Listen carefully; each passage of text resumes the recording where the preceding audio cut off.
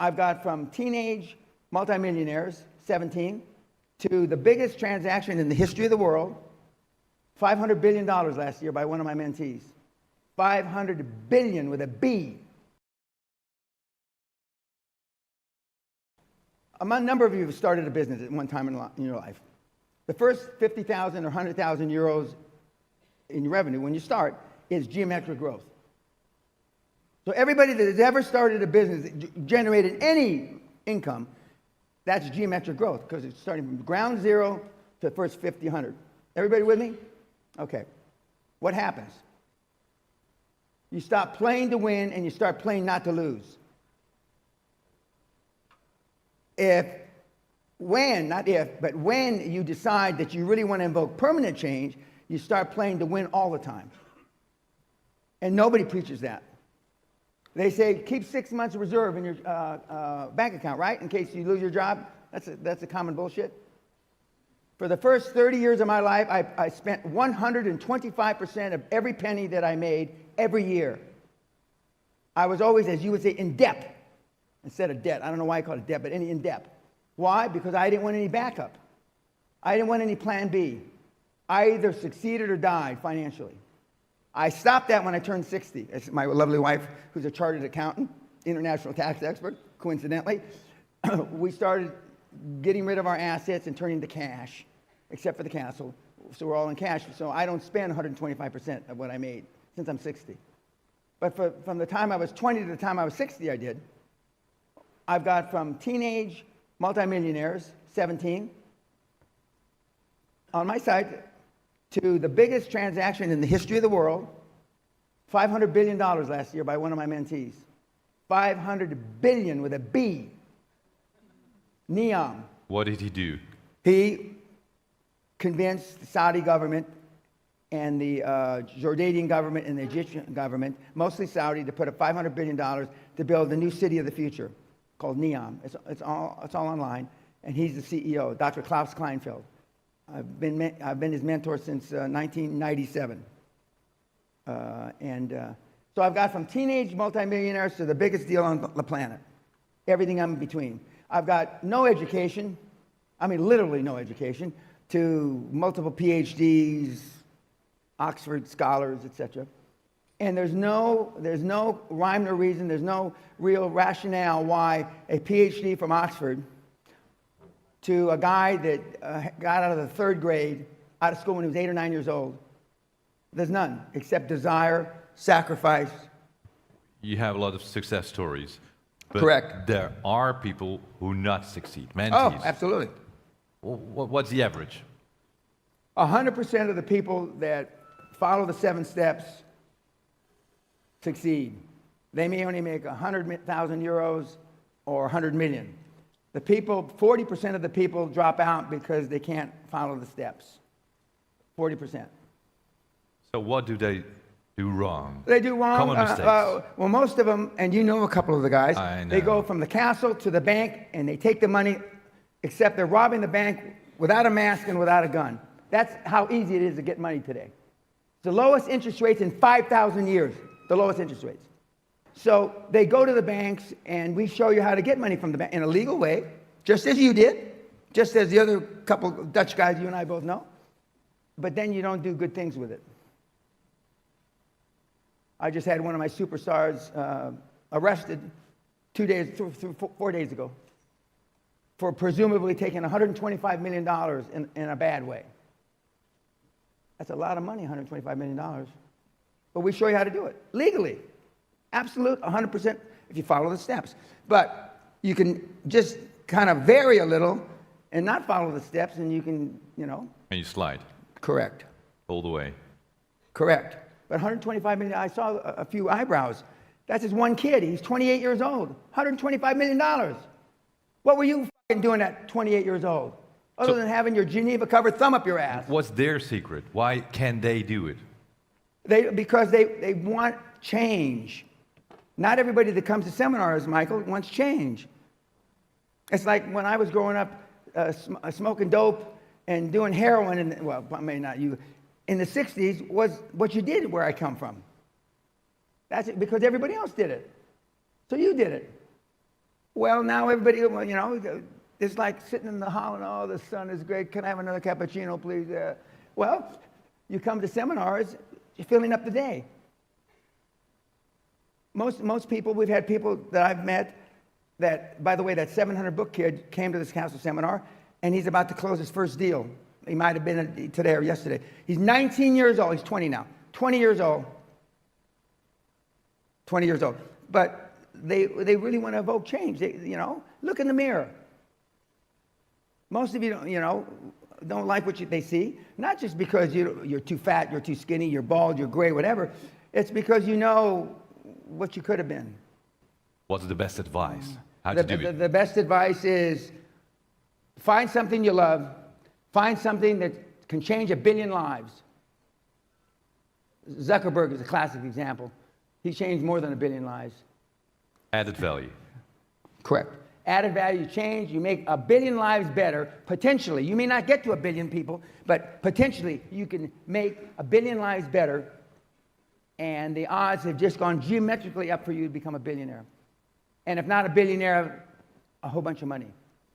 There's going to be 6 billion cell phones sold between now and 2030. 6 billion more cell phones. There's going to be third world countries are going to grow their consumption of Coca-Cola, soft drinks, and that kind of stuff by 1,000% between now and 2030. I can go down a whole list of things, but you're not working on any of those. If any of you speak French and are black, go to Haiti. They have nothing. If any of you speak Spanish and Trump doesn't drop the trigger on Cuba, go to Cuba. They have nothing. Sally and I were just there. If any of you speak Farsi or Arabic, go to Iran. But now I'm not saying that because, you know, we're going to bomb Iran probably, and don't go to Syria. Just like I told people, if you spoke Russian, go to Russia back when the wall fell. Just like I told people when China opened up, learn Chinese. We send our youngest son, he speaks fluent Mandarin. But no, Holland is see? How many are willing to go to Haiti, learn French? Nobody. Anybody? No, I'm not going to. Those are just 5 off the top of my head. I got 1,005 more. And we have people in Haiti right now. I have people in Iran right now. I have people in Russia right now. I have people in China now. Brazil, you speak Portuguese, go to Brazil. So what you say is go there where they need. They have no you. infrastructure. They have nothing. You can help other people and make money. Legally. That's the deal. Yes, sir. Give some, get some. And you'll be helping them more than they're helping you. So you give more than you take. That's always the rule. Correct. Correct.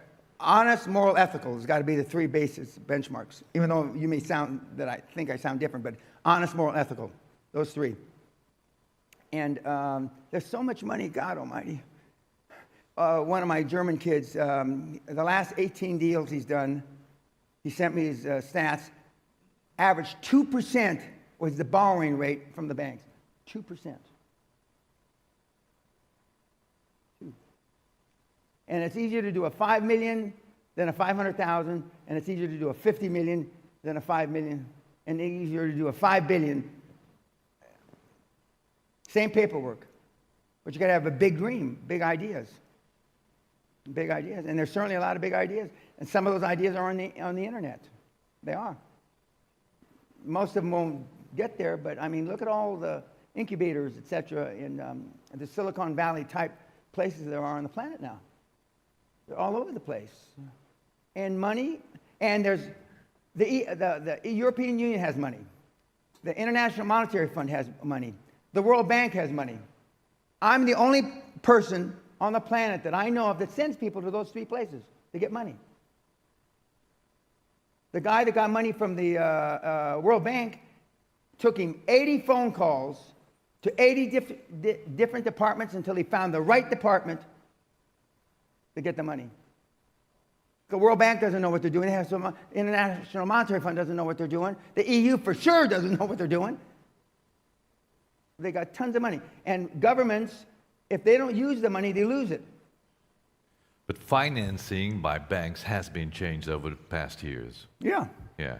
So if one goes to a bank now, what should you do? What should you tell them? Well, no, well, you got to come up with, our system, my system is based on you find a mentor that's done it before you, you put a dream team together, and so it's not just you, it's you with 5 or 6 guys and gals that are really world class, and you've got plenty of them here in the Netherlands. I was telling you about one of my dream teams from the 90s with some very well-to-do guys here in the Netherlands, and you're going to, and we're going to change. My idea is better than motherhood, apple pie, and religion. I mean, we're going to change the way the world is today. I mean, those are the kind of words that they use now, and the bankers give you the money. As outlandish as the request might seem, they give you the money. I don't mean give it. They take it in the credit committee, yada, yada. So I'm not saying that they just, fall down dead and they throw the money at your feet. It'll seem that way in some of the cases. Because like right now, it used to be green. Everything green power was hot. That's passé now. Cybersecurity is the hottest thing on the planet today. Cybersecurity. There is nothing hotter. Cybersecurity. Pharmaceuticals is hot. Hot. Telecom? Well, still telecom, but now there's different areas of telecom. Healthcare, old age, assisted living. It's hot, because none of you want to take care of your parents. You kick them out to the curb. You want to put them in some place for 1,100 euros or 1,200 euros or Luxury elderly homes. Yeah, but you can pay up to 25,000 euros a month for the country club elderly homes. Dentists? Rolling up dentists. Dentists are hot. We have a dentist here. Still hot? What do you call And it? doesn't matter where you do that. Here, You can in the take, States, they wherever. don't have yellow pages anymore, but they used to have yellow pages. You can just throw the yellow pages down, and wherever it opens up.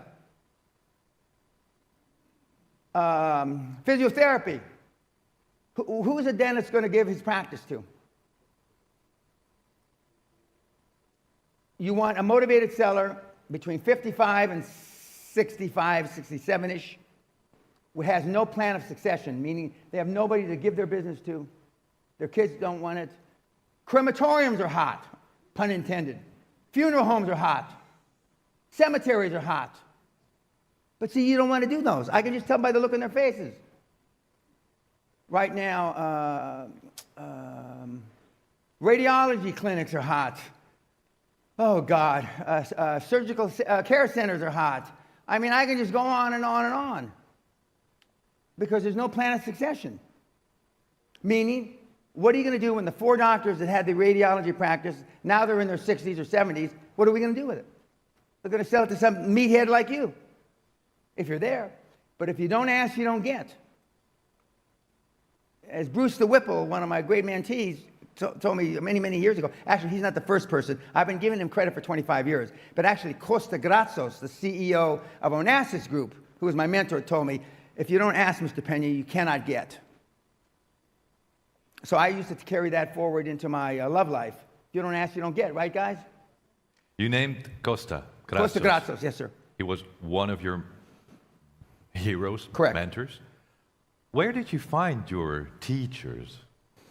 How did you meet I them? was in the oil business, and I was in Onassis Tower, Olympic Tower, The shipping on an lines. oil deal in New York City.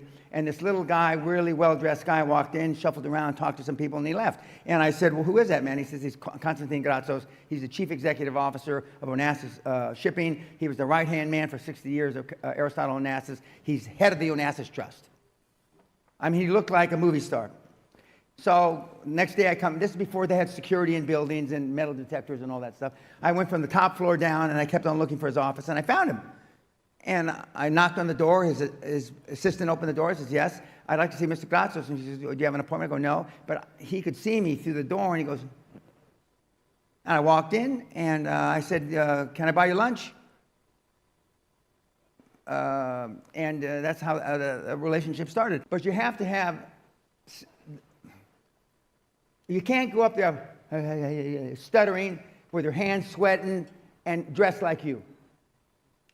With the greatest respect. So actually, it's easy to do. Yes, sir. It's absolutely dead easy. Almost everybody can do it. Well, Follow the rules. everybody, if they dress like a person, like the president of your country. Some people, again, I'm sure this is not the case for your audience, Michael, but some people dress the way you do, kids, because you don't want the opportunity. You've been engaging in self-sabotaging activity so long, it's become a way of life for you. But success leaves clues. If all these guys work 80, 100, 120 hours a week that change the world, success leaves clues. God almighty. Elon Musk is a hard bastard. Henry Ford was a hard bastard. Rockefeller, and my interfacing with the Heineken family, and he was a hard bastard. So how do you think the world got changed? Slappy happy? I'll have another cappuccino. Is that how it happened? I don't think so. Now, you may not, Dan Pena isn't for everybody. I understand that. I can't understand it, really. But my wife tells me you're not everybody's cup of tea. So I understand it. I don't want to believe it, but I know it's true. I'm 72 years old. But all the people I've been privileged to be around, I've been around some big, big hitters. They're all the same. But now, because of everything's on iPhone, they're trying to paint their legacy. Now they don't swear on camera. Now they don't do all these things because they want their legacy. I don't give a shit about my legacy.